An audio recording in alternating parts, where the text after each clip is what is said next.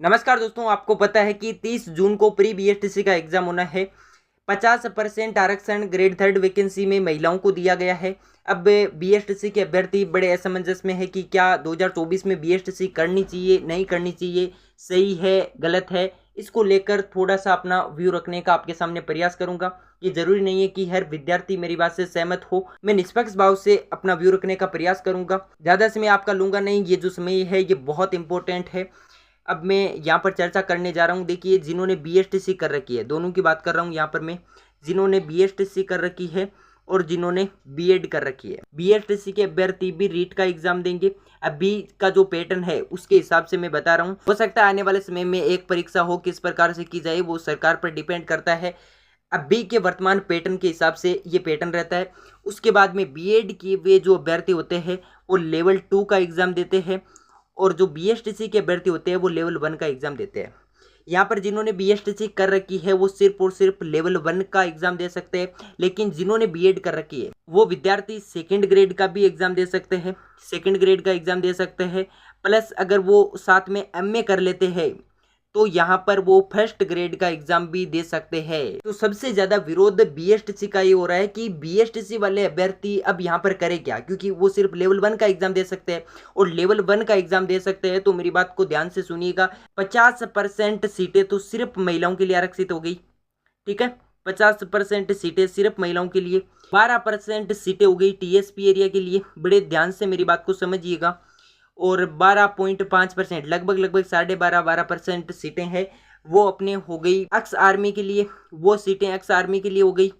उसके बाद पीछे 6% सीटें जो है वो अपने विकलांग, दिव्यांग और खेल, विकलांग है, दिव्यांग है, जो खेल है उसके लिए हो गई। यहाँ पर ये हो गई 80% सीटें। अब केवल पुरुषों के लिए सीटें कितनी बची, तो 20% बची।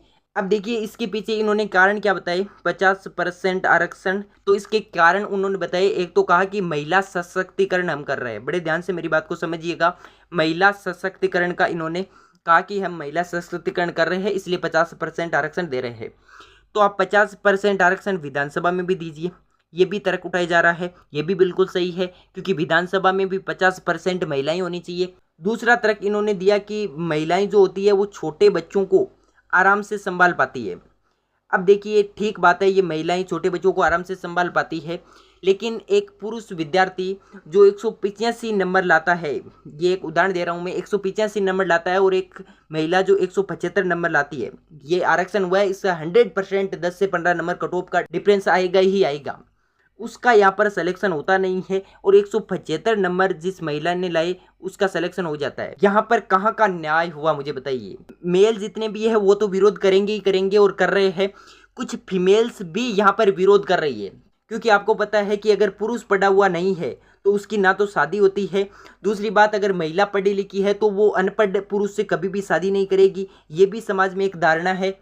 अब मैं अगर यहाँ पर बात करूँ कि 2024 में बीएसटीसी करे या नहीं करे, देखिए बड़े ध्यान से मेरी बात को सुनिएगा।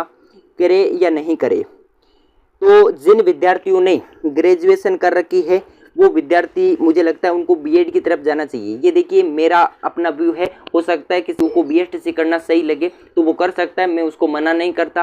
अंतिम निर्णय हमेशा ध्यान रखना अपना होना चाहिए। तो मुझे लगता है उसको बीएड करना चाहिए जिन्होंने ग्रेजुएशन कर रखी है। दूसरी बात, जो विद्यार्थी 12वीं पास है और सिर्फ शिक्षक भर्ती का सपना देखते हैं, सिर्फ और सिर्फ शिक्षक बनना चाहते हैं, वो बीएसटीसी की तरफ जा सकते हैं।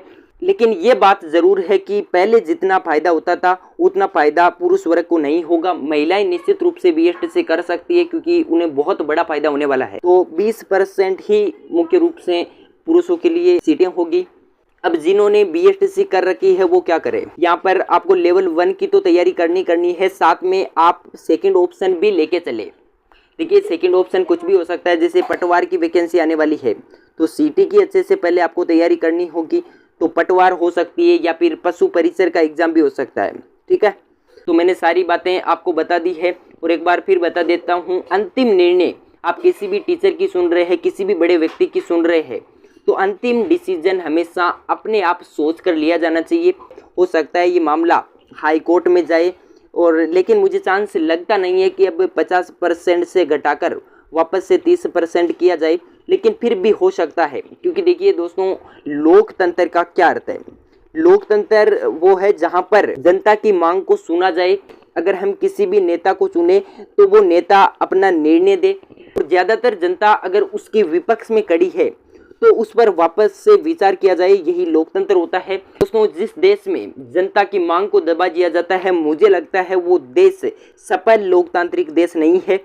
और अंतिम रूप से यही बात कहना चाहूँगा कि बीएसटीसी के अभ्यर्थी अपनी तैयारी लगातार जारी रखे। जो भी विद्यार्थी बीएसटीसी करने की इच्छुक है कि हमें तो सिर्फ बीएसटीसी ही करनी है, ये जो 10-12 दिन बचे हैं इनका सही से यूटिलाइज करें, ज़्यादा से ज़्यादा मैक्सिमम टेस्ट सीरीज लगाए, ज़्यादा से ज़्यादा मॉडल पेपर निकाले। थैंक यू दोस्तों।